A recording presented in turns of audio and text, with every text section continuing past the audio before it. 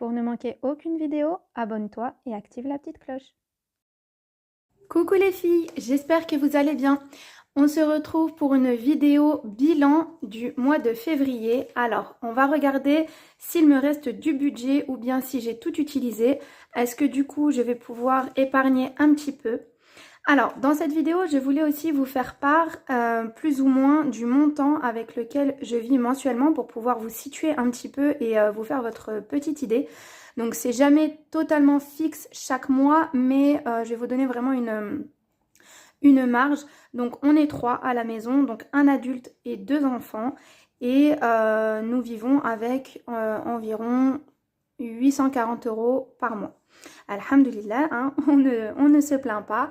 Donc voilà, c'était vraiment pour vous donner une idée et aussi parce qu'une abonnée m'avait parlé en privé sur Instagram et avait besoin de conseils, etc. Et elle avait vraiment besoin pour pouvoir elle-même se situer et bien pouvoir avoir une idée du montant avec lequel je vis pour pouvoir réaliser des économies, etc. Donc qu'elle puisse se faire une idée, ce que je peux comprendre totalement. Donc je ne rentrerai pas dans les détails de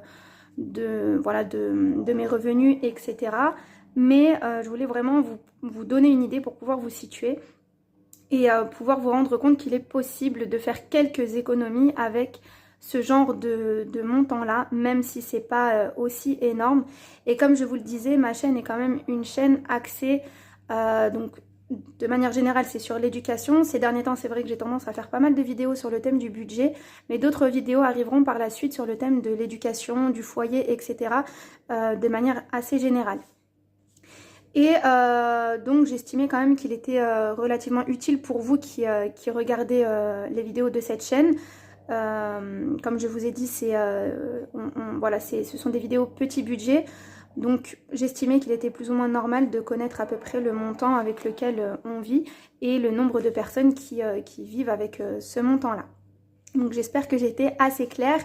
On va pouvoir commencer. Alors, ce que tu vois là, cet objet, si tu arrives sur cette vidéo, que tu découvres ma chaîne par cette vidéo, c'est ce que l'on appelle un filofax. Donc là, pour le coup, c'est vraiment la marque Filofax, c'est pas un dupe. Moi, je l'ai acheté directement sur le site. Pourquoi ? Parce que sur Amazon, il n'y avait pas cette couleur-là et c'est vraiment celle-ci que je voulais. Et j'ai préféré honnêtement rajouter quelques euros, sachant qu'ils n'étaient pas énormément plus chers que ceux qu'on peut trouver sur Amazon. J'ai préféré rajouter quelques euros et avoir quelque chose qui me plaît vraiment, plutôt que de dépenser un montant assez onéreux avec quelque chose qui ne me conviendrait pas et qui par la suite je me lasserais. Donc vraiment voilà, celui-là c'est vraiment ce que je voulais. Mais voilà, si les autres couleurs qui figurent sur Amazon te plaisent, tu peux le trouver moins cher justement et bien sur ce site et je te mettrai les liens juste en barre d'infos. Alors, on va arrêter avec le blabla et on va ouvrir le filofax et regarder ce qu'il me reste en épargne ou pas. Alors, comme je te l'ai déjà expliqué plusieurs fois, mon mois commence toujours le 5 février et voilà, les rentrées d'argent arrivent le 5 février. Le 5 de chaque mois, pardon. Et donc, les rentrées d'argent arrivent à ce moment-là. Donc, là, le mois se clôture demain. Je te fais la vidéo aujourd'hui. Alors, c'est parti. Alors, pour le budget alimentaire, est-ce qu'il me reste de l'argent? Donc, il me reste 10,93 €. Donc, je te montre, la monnaie, je l'ai mise ici. Donc là, on va sortir uniquement les billets.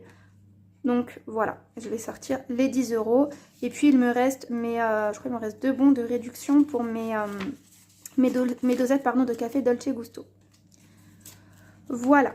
On arrive ensuite pour tout ce qui est restaurant loisirs. Donc, j'avais budgétisé 59 €. Il me reste 11 €. Donc, on va récupérer la monnaie. Voilà, enfin la monnaie, l'espèce. Et la monnaie se trouve ici. Ensuite, pour la partie hygiène et soins, donc comme je te l'avais dit, je l'ai créé cette enveloppe en cours de mois. Donc, elle n'a pas été budgétisée. On arrive ensuite à autres. Donc ce mois-ci, je ne sais pas ce qui m'a pris, je me suis un peu emmêlé les pinceaux dans mes enveloppes.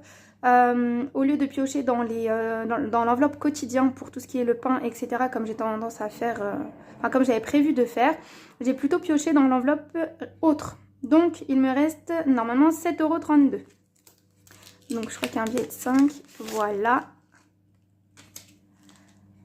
Donc, pour le budget quotidien, bah, pour le coup, je ne l'ai pas touché puisque j'ai pioché dans l'enveloppe autre. Et il me reste donc 20 €. L'enveloppe vêtements, donc comme je te l'avais dit, ce qui restait, je l'avais transféré dans l'enveloppe course. Donc, bien évidemment, elle est vide. Voilà. L'enveloppe promotion, pareil, je l'ai fabriquée en cours de mois, donc il n'y a rien du tout à l'intérieur. Et voilà.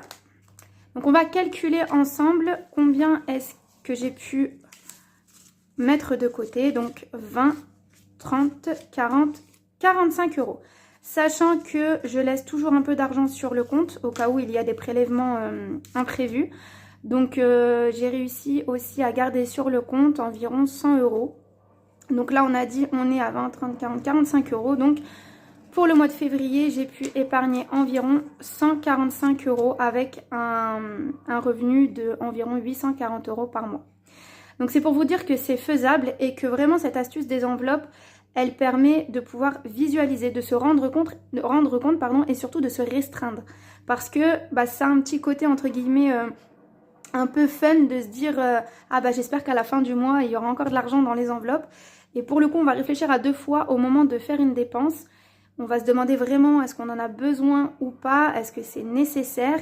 Et si ça n'est pas le cas, eh bien on va se restreindre et ne pas utiliser cet argent.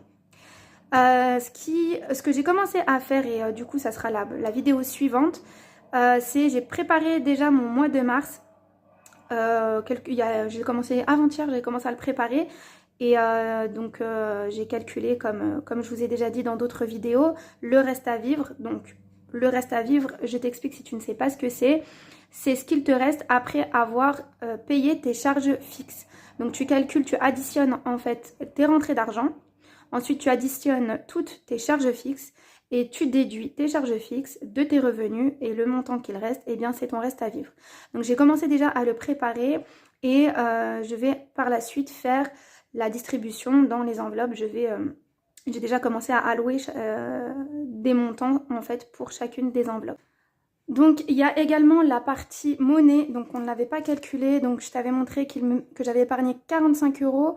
Donc on a calculé aussi la monnaie qu'il me reste, donc 1, 2 €, 50, 2 €, 50, 60, 70, 80, 90, 100, donc 3 €, 20, 30, 40, 50, 60, 70, 80, 85, 86, 87, 88, 89, 90, 91, 92, 93, 94, 95, 96. Donc j'ai pu aussi mettre de côté 3,96 €. Donc voilà, on a un total donc en billets de 45 € et en monnaie de 43,96 €. Sachant que je crois qu'aujourd'hui je vais quand même utiliser un peu de ma monnaie. Ouais, je pense que je vais utiliser sûrement... je vais garder quand même 2 €. J'en aurai sûrement besoin pour aujourd'hui. Donc voilà pour l'épargne. Je suis vraiment très contente, très satisfaite. Ça fait vraiment plaisir, c'est très motivant. Et puis j'espère que ça pourra aussi te motiver toi aussi. Je te dis à très bientôt pour une prochaine vidéo. Prends grand soin de toi. N'hésite pas non plus à liker, partager, commenter, enregistrer. Et à bientôt!